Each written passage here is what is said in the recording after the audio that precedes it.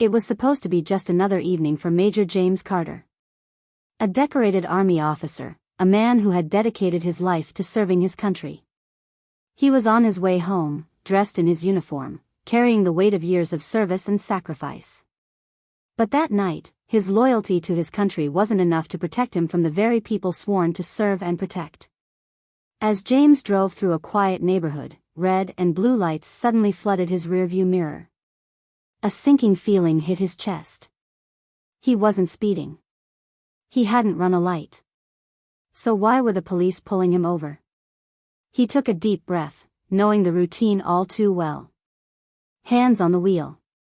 Stay calm. Comply. But this time, it was different. Before he could fully process what was happening, 3 officers rushed out of their patrol cars, guns drawn, shouting conflicting orders. Hands out the window. Get out of the car. Don't move.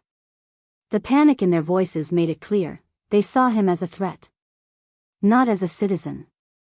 Not as a veteran. Just a black man. James kept his voice steady. Officers, I am in the United States Army. I am not armed. I am reaching for my seatbelt. But they weren't listening.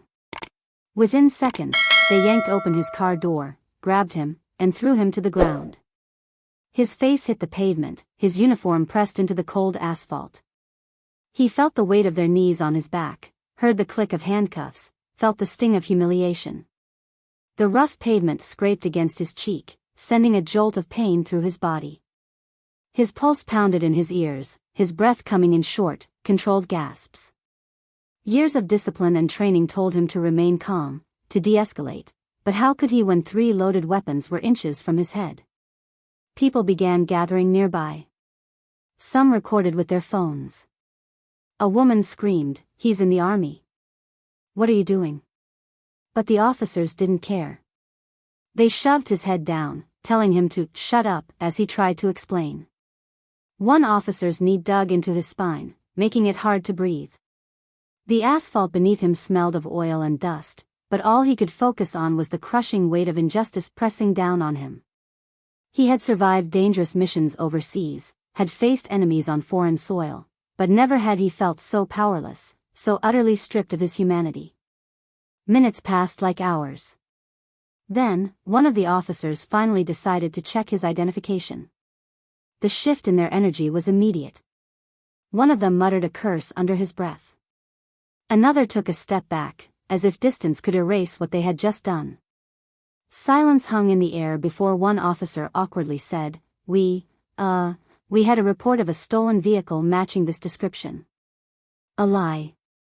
A pathetic excuse. James knew the truth. They saw a black man in a nice car and assumed the worst. His rank, his service, his dignity, it had all meant nothing in that moment. The police chief was called to the scene. He saw the videos. He heard the witnesses. He looked at James, his uniform dirty, his face bruised, and he knew there was no justification. No way to spin this. By morning, all 3 officers were fired. Their careers, their reputations, all gone in an instant. But for James, the damage was already done. He had served overseas, faced enemies in combat, but never had he felt as dehumanized as he did that night, on the streets of the country he fought to protect. As he stood in front of reporters later that week, his voice was calm but firm. "I wear this uniform with pride. I serve this nation with honor." But that night, those officers didn't see an army major. They saw a threat. This is what it means to be black in America. His story spread like wildfire, sparking outrage, protests, and demands for change. People across the country took to the streets, holding signs that read, "Justice for James Carter," and "End police brutality." News channels replayed the footage over and over, voices of anger and disbelief filling living rooms nationwide. Strangers reached out to James, veterans expressing their heartbreak, families sharing their own horror stories of racial profiling and police misconduct. People who had never met him cried for him, felt his pain, saw themselves in his story. Parents sat their sons and daughters down, explaining yet again the unwritten rules of survival for black men in America. James wished he could say he was surprised. But he wasn't. He had seen this before. He had heard these stories. The names changed, the cities changed, but the pain was always the same. The deep-rooted fear, the helplessness, the rage, it was a cycle that seemed endless.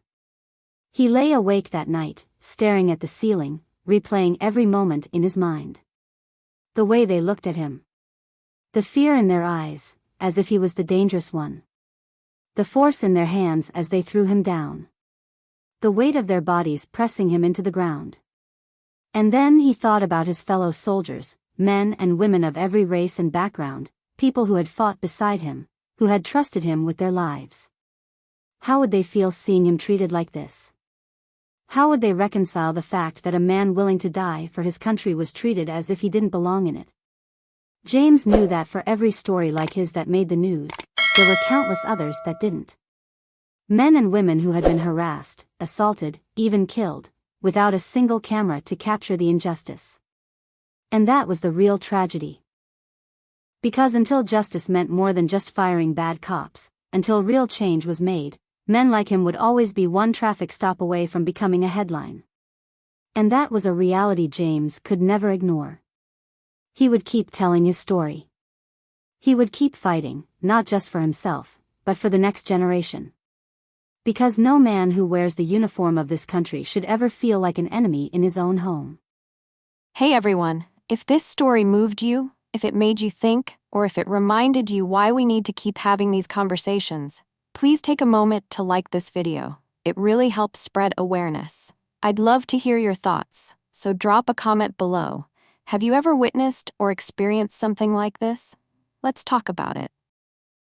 And if you believe stories like this deserve to be told, make sure to subscribe to the channel. We're here to share real, powerful stories that need to be heard. Lastly, share this with your friends and family.